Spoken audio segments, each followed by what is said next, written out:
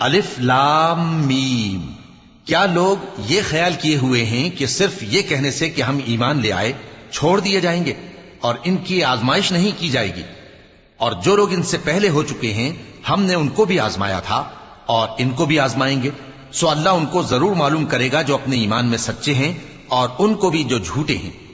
کیا وہ لوگ جو برے کام کرتے ہیں یہ سمجھے ہوئے ہیں کہ یہ ہمارے قابو سے نکل جائیں گے؟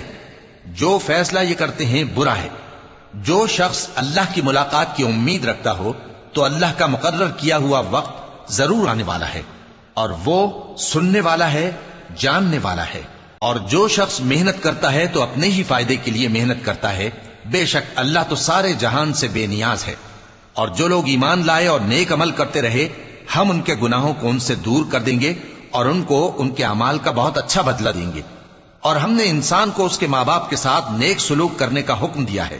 اے مخاطب، اگر تیرے ماں باپ تجھے مجبور کریں کہ تو میرے ساتھ کسی کو شریک بنائے جس کی حقیقت کی تجھے واقفیت نہیں تو ان کا کہا نہ مانیو۔